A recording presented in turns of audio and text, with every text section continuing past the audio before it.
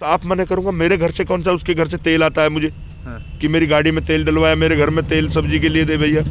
मैं वोट नहीं दूंगा पंकज सिंह को, बिल्कुल स्पष्ट बोलता हूँ। वोट नहीं देगा। और सुनो, मुझे कोई भी वोट नहीं देगा गांव में। 22 में तो समाजवादी सरकार ही बनेगी। हाँ, समाज अखिलेश भैया की सरकार धुआंधार तरीके से आ रही है, बहुत भयंकर रूप में आ रही है समाजवादी।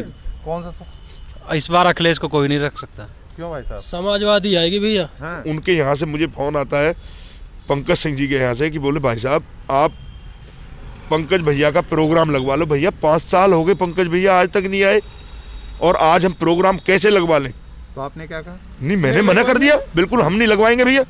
22 के चुनाव में समाजवादी की सरकार बनेगी पूर्ण बहुमत से। यहाँ के जो विधायक है पंकज सिंह जी, नाराजगी है क्या उनसे? नहीं, 5 साल हो गए, पंकज सिंह को देखा ही नहीं चेहरे से, कैसा पंकज सिंह का चेहरा है। हमने पंकज सिंह का चुनाव, मेरी चप्पल टूट गई थी छजारसी कॉलोनी में, उसके बावजूद हम पंकज सिंह का चुनाव करते रहे नंगे पैर। तो उसके बाद हमने पंकज सिंह को देखा ही नहीं, बेचारे का कैसा चेहरा है। बुजुर्ग क्या कहें, अगर घर में बर्तन बच गए तो उस घर का खाली हो गया, उस घर में कुछ है ही नहीं और उसका नाश हो गया। लेकिन उन्होंने तो पूरे देश के ही बर्तन बजवा दिए मोदी जी ने। पूरा देश ही खाली हो गया। पूरा देश ही खाली हो गया उनकी वजह से। रोजगार मिला नहीं है, रोजगार छिन गया। जो लोगों पे जो रोजगार था पहले वो भी चला गया, मिलने से तो बहुत दूर की बात है। हम तो उसमें भी खुश हैं, अगर जो पहले रोजगार था वो भी रहता ना तो हम तो फिर भी खुश हैं, लेकिन वो भी नहीं है, वो भी छिन गया। इनकी सरकार आने से तो हमारा जो रोजगार था वो भी खत्म हो गया। नमस्कार, गोरखपुर लाइव देख रहे हैं आप। आपके साथ मैं हूं नीतीश गुप्ता। हम इस समय मौजूद हैं नोएडा में। यहाँ के विधायक हैं पंकज सिंह और आपको बता दें कि चुनाव की तारीखों का ऐलान हो चुका है। यहाँ पे पहले चरण में चुनाव की जो वोटिंग है वो होनी है, यानी 10 फरवरी, और जो 10 मार्च है वो तय करेगा कि सत्ता पे कौन काबिज होगा, यानी 2022 के विधानसभा चुनाव में अब इस बार मुख्यमंत्री कौन बनेगा। थोड़ा सा साइड हो जाइए, गाड़ी आ रही है। यहाँ पे कुछ लोग हैं, ये नोएडा का परथला गाँव है, परथला का ये इलाका है। इन लोगों से हम बात करेंगे, ये यहाँ के मूल निवासी हैं, स्थानीय निवासी हैं। बात करेंगे कि पंकज सिंह से ये लोग खुश हैं, योगी सरकार से खुश हैं, या अगर नाराज़ हैं तो विकल्प के तौर पे कौन देख रहे हैं। फिलहाल आपको बता दें कि कांग्रेस की तरफ से यहाँ पे पंखुड़ी पाठक मैदान में है। कल ही अभी लिस्ट आई है और प्रियंका गांधी ने पंखुड़ी पाठक को यहाँ से मैदान में उतारा है। सबसे पहले क्या नाम है आपका? मेरा नाम मूलचंद है। अच्छा, मूलचंद जी। सभी युवा हैं अभी फ़िलहाल में। ये बताइए कि क्या लग रहा है इस बार के 22 के चुनाव में क्या होने वाला है? 22 के चुनाव में समाजवादी की सरकार बनेगी पूर्ण बहुमत से। यहाँ के जो विधायक है पंकज सिंह जी, नाराजगी है क्या उनसे?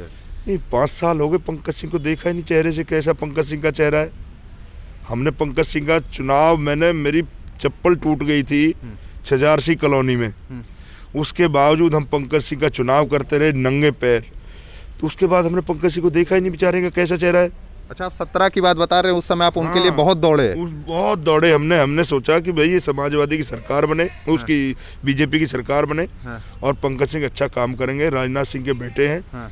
पर लेकिन मैं कम से कम भी मैंने प्राधिकरण के 500 चक्कर इस 5 साल में काटे, पर लेकिन उन्होंने मेरा एक भी स्टेडियम, हमारे गाँव का स्टेडियम था, 26 बीघे ज़मीन थी हमारे खेल के मैदान के लिए। हमारे गांव में युवा आज भी बिल्कुल ऐसे मौसम में, ठंडे में, ठिठुरन में 45 से 50 बच्चे पहलवानी करते हैं और एथलेटिक्स है और रनिंग भी करते हैं, यानी कि 100 बच्चे हैं हमारे गांव के अंदर जो अच्छे हैं। लेकिन उनका बेचारों का भविष्य खराब हो रहा है। तो ऐसी ठंड में पहलवानी कहाँ से करेंगे, कहाँ से एथलेटिक करेंगे, कहाँ से रनिंग करेंगे? अच्छा, तो मूल मुद्दा है यहाँ का। ये बताइए, और भी कौन सा ऐसा मुद्दा है जिसको लेके आप लोगों में काफ़ी नाराजगी है अपने विधायक को लेकर? देखो, विधायक को हमने अभी नोएडा प्राधिकरण पे 122 दिन हमने धरना प्रदर्शन किया, आंदोलन किया। हमारे न तो सांसदीय विधायक आए और ना ही हमारे जो MP हैं डॉक्टर महेश शर्मा जी, ना ही वो आए। तो ये कहीं ना कहीं किसानों के साथ आकर के बैठते तो कोई चीज़, समस्या हल हो सकती थी। और जो नोएडा प्राधिकरण के आला अधिकारी थे, जो अफसर थे, उन्होंने कहा कि यदि पंकज सिंह आ जाएंगे, पंकज सिंह कह देंगे तो वो सब काम हो जाएंगे। तो ये किसानों के बीच में आए नहीं पंकज सिंह। तो सरकार तो कहती है हम किसानों के हित में हर काम किसानों के लिए ही कर रहे हैं। नहीं, यदि सरकार कहती है तो करते क्यों नहीं है? 4 महीने किसान मरे हैं, मैं 10 दिन खुद जेल में रह के आया हूँ।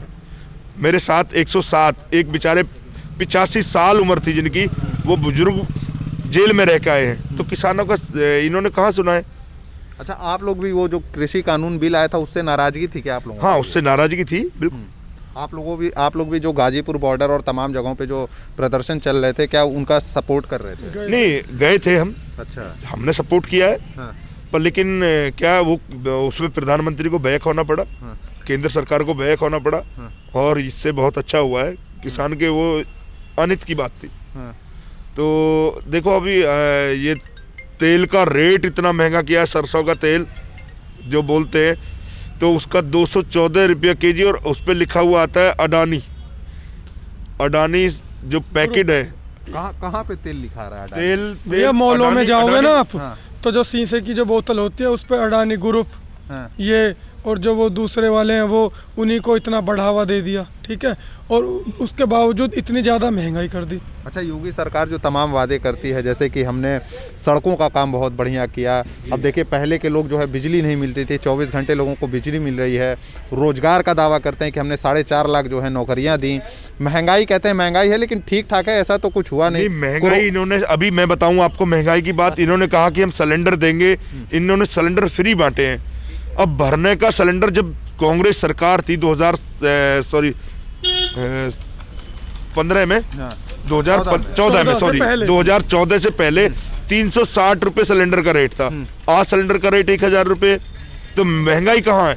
महंगाई तो है ही नहीं, इनको देखे हुए तो महंगाई नहीं लगती इनको। तो कई लोग तो इनके सांसद कहते हैं कि ये बताइए, फ्री में कोरोना वैक्सीन लगाया जा रहा है, राशन बांटा जा रहा है, तो ये भी तो देखिए। भाई मेरी बात सुनो, बात आपकी सही है। देखो, कोरोना वैक्सीन ये फ्री में लगा दे, पता कुछ नहीं कि जब कोरोना वैक्सीन लगने के बावजूद भी इंसान मर रहे हैं, मैं क्या मानूं से वैक्सीन? कोरोना है नहीं है? नहीं, आप एक बात तो, कोरोना की वैक्सीन लग रही है, हाँ। उसके बाद भी लोगों को कोरोना हो रहा है, तो फिर वैक्सीन का क्या फ़ायदा हुआ?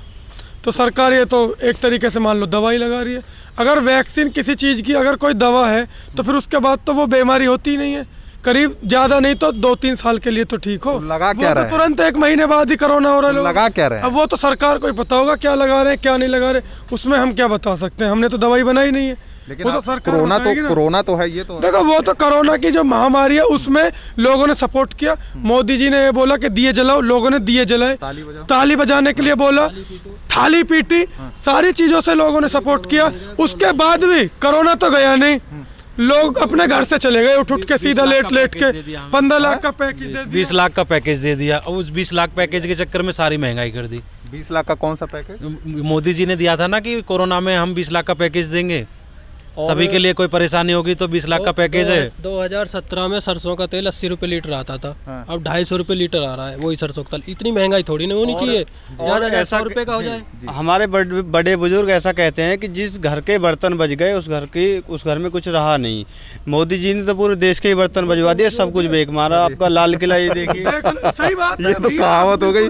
बड़े बुजुर्ग क्या कहें, अगर घर में बर्तन बज गए तो उस घर का खाली हो गया, उस घर में कुछ है ही नहीं, उसका नाश हो गया। लेकिन उन्होंने तो पूरे देश के ही बर्तन बजवा दिए मोदी जी ने, पूरा देश ही खाली हो गया। पूरा देश ही खाली हो गया उनकी वजह अच्छा, से। ये बताइए, अगर तमाम इतनी नाराजगी है, जैसे आप कह रहे हैं कि 80 रुपये तेल था 2017 में, तो विकल्प के तौर पे आप लोग अगर समाजवादी पार्टी को देख रहे हैं, तो क्या आप लोगों को लगता है कि अगर समाजवादी पार्टी आती है प्रदेश में तो ये तमाम दिक्कतें खत्म हो जाएंगी? बिल्कुल हो जाएंगी, बिल्कुल हो जाएंगे। अगर 80 नहीं होगा तो कम से कम 150 हो जाएगा, कुछ तो कम होगा इनकी महंगाई से। तो ये तो अपनी जेबें भर रहे हैं, 250 रुपये लीटर करके अडानी को दे दिया, रिलायंस को दे दिया, ये सब उद्योगपतियों को दे रहे हैं। हम गरीबों को लूट के सरसों का क्यों नहीं भाव दे रहे किसान को? सरसों का भाव भी तो बढ़ा के देना चाहिए नहीं।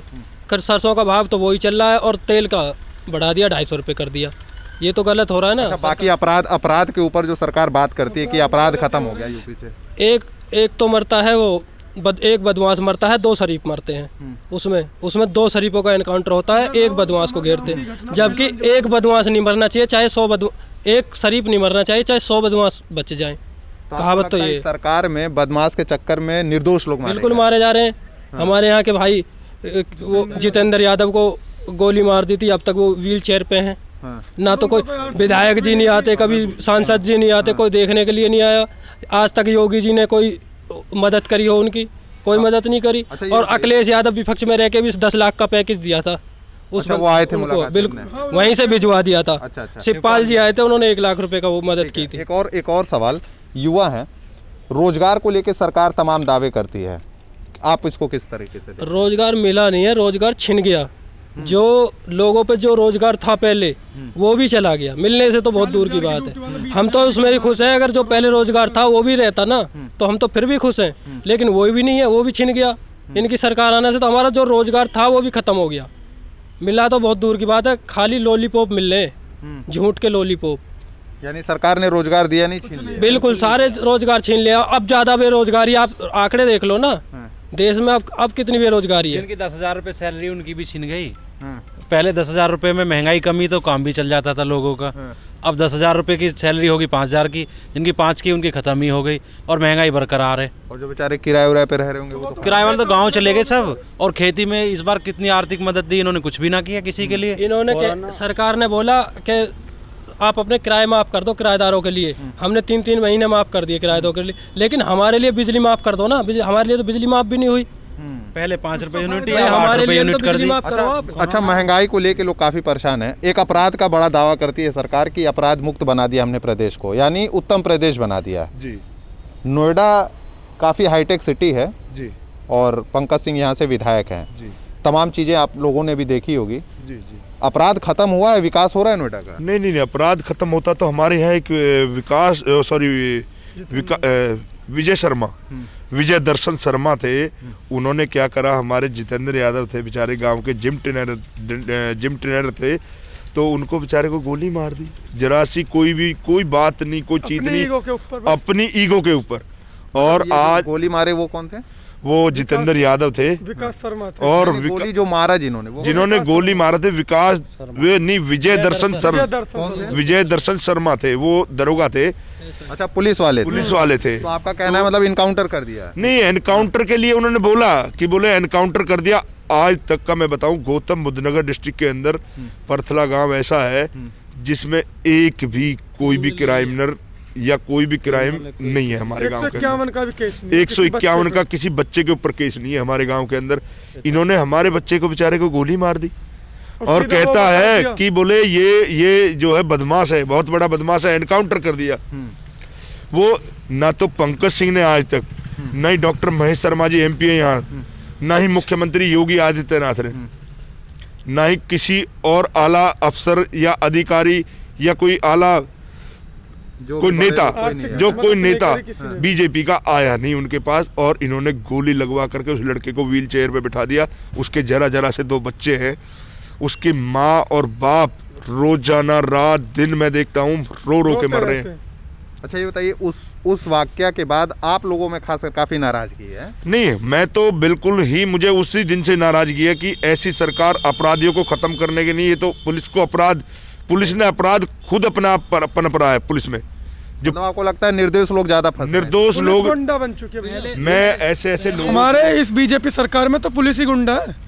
गुंडों की तो जरूरत ही नहीं है, पुलिस ही गुंडा है। अब पुलिस से डरते हैं लोग। कोई बेचारा जा रहा है, उसमें बेफालतू में चांटा बजाते हैं, उस पर कोई भी केस लगा के सीधा जेल भेज देते हैं। जबरदस्ती वाला सिस्टम हो रहा है। जो अच्छे नेता हैं उन लोगों की पिटाई हो रही है। अच्छा, ये बताइए, अब 22 का चुनाव नजदीक है, 10 तारीख को अब वोटिंग होने हैं जी। नेता होता जी अब चक्कर मारना चालू करेंगे जी। अब पंकज सिंह भी आएंगे अब क्षेत्र में जी, वोट मांगेंगे ही जी। तो नाराजगी है लेकिन आप लोगों में, तो साफ मना कर देंगे क्या कि वोट नहीं? बिल्कुल साफ मना करूंगा। मेरे घर से कौन सा उसके घर से तेल आता है मुझे कि मेरी गाड़ी में तेल डलवाया, मेरे घर में तेल सब्जी के लिए दे भैया। मैं वोट नहीं दूंगा पंकज सिंह को, बिल्कुल स्पष्ट बोलता हूँ। वोट नहीं देगा। और सुनो, मुझे कोई भी वोट नहीं देगा गाँव में। मुझे पंकज सिंह के यहाँ से फोन आता है कि भैया अपने घर प्रोग्राम लगवाओ। भैया मेरे घर 5 साल पहले क्यों नहीं आए? अच्छा, पंकज सिंह कौन से आपके घर फोन आता है कि? मेरे पास फोन आया भैया कि उनके कार्यालय से मैं आपके घर पंकज सिंह का प्रोग्राम लगवा रहा हूँ। क्यों? हम पहले बढ़ चढ़ के उनके साथ रहे थे। आपका गांव में यानी वर्चस्व लोग आपसे? हाँ बिल्कुल, सब लोग मानते हैं। देखो मैं बताऊं, मैंने 25 साल पहलवानी की है, बहुत अच्छे से, बहुत अच्छी। मैंने आज तक अपने गांव में किसी को गाली नहीं दिया, किसी को मैंने आज तक अपशब्द नहीं बोला। यानी कि मेरा मान सम्मान करते हैं लोग। मैं भी उनका बहुत ज़्यादा शीश झुका करके नमन करता हूं सबको और उनका सम्मान पूरा करता हूं। तो लोग मुझे मानते हैं, मैं ऐसी बात नहीं है कि मैं भी लोगों को बहुत मानता हूँ। तो बेचारे सब लोग मानते हैं। तो उनके यहाँ से मुझे फ़ोन आता है पंकज सिंह जी के यहाँ से कि बोले भाई साहब आप पंकज भैया का प्रोग्राम लगवा लो। भैया 5 साल हो गए पंकज भैया आज तक नहीं आए और आज हम प्रोग्राम कैसे लगवा लें? तो आपने क्या कहा? नहीं, मैंने मना कर दिया, बिल्कुल हम नहीं लगवाएंगे भैया। और वोट मांगने आएंगे फिर क्या करेंगे? नहीं, बिल्कुल मना करेंगे, स्पष्ट सामने कहूंगा, मुंह के बिल्कुल जस्ट सामने, हाँ। कि हमें पंकज सिंह की वोट ही नहीं देनी। तो सपोर्ट में फिर किसके? हम सपोर्ट में देखेंगे, देखो समाजवादी के सपोर्ट में अभी फिलहाल। हाँ। कांग्रेस नहीं है रेस में? देखो मैं बताऊं आपको, सुनील चौधरी जी यहाँ के कैंडिडेट है समाजवादी के, मुझे लग रहा है पक्का 101%।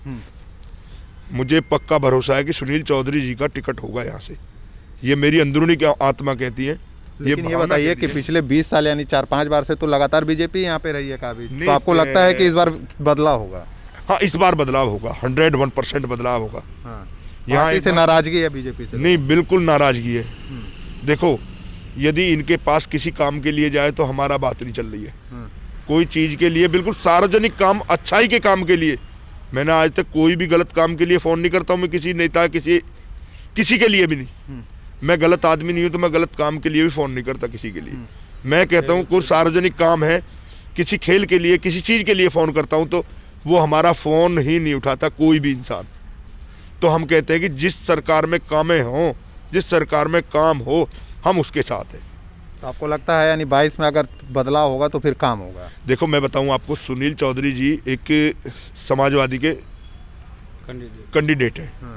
वो बेचारे 10 साल, 10 दिन हमारे साथ जेल में उन्होंने किसानों के साथ में गुजारे, और धरना में आए दिन उनकी मिसेज, उनके बच्चे तो, और वो खुद अपने आप, जो अपना बेचारे पे 10,000 बनता था 10,000 देते थे, 20,000 बनते 20,000 देते, यानी कि किसानों का पूरा फुल हित किया। मैं ऐसे इंसान से खुश हूँ कि जैसा सुनील चौधरी है, ऐसा नेता होना चाहिए हमारा, चाहे वो पंकज सिंह है, चाहे वो कोई भी है। मैं नहीं कहता किसी के लिए भी। पंकज सिंह से आप लोग इसीलिए नाराज हैं कि बीते 5 सालों में उनका कोई दर्शन नहीं हुआ? मैं कहता हूँ भाई साहब, उनका एक फ़ोन नहीं आया हमारे पास, और अब चुनाव के समय आ रहा है। अब चुनाव के टाइम में फ़ोन आ रहा है उनकी पार्टी के लोगों को। हैं। हाँ, चलिए ठीक है, एक आखिरी सवाल, किसको देखते हैं 22 में? 22 में तो समाजवादी सरकार ही बनेगी। हैं? हाँ, समाज अखिलेश भैया की सरकार अखिलेश बनेगी। भैया। धुआंधार तरीके से आ रही है, बहुत भयंकर रूप में आ रही है समाजवादी। कौन सा? इस बार अखिलेश को कोई नहीं रख सकता। क्यों भाई साहब? समाजवादी आएगी भैया। हैं? हाँ जी। अब क्या एक तरफा। चलेगी? एक सबकी साइकिल चलेगी, हैं? एक तरफा साइकिल। अब क्या साइकिल ही चलेगी, नहीं किसी की दाल गलेगी। चलिए, तो यहाँ पे नोएडा के परथला गांव में थे और तमाम युवा थे, और ये पहलवानों का गांव है, काफ़ी नाराज़गी थी यहाँ पे। जो विधायक हैं पंकज सिंह के खिलाफ, इन लोगों का कहना था कि बीते 5 सालों में वो कभी भी यहाँ पे नहीं आए, और अब चुनाव है तो कुछ प्रोग्राम की बात बता रहे थे कि घर पे प्रोग्राम लगा है, लेकिन इन्होंने साफ मना कर दिया कि क्षेत्र में नहीं आना है। बाकी अब 10 तारीख को यहाँ पे वोटिंग होनी है, 10 मार्च को जो है नतीजे घोषित होंगे, तो देखना होगा कि नोएडा की सीट किसके खाते में जाती है और प्रदेश में किसकी सरकार बनती है। बने रहिए हमारे साथ, देखते रहिए गोरखपुर लाइव। धन्यवाद।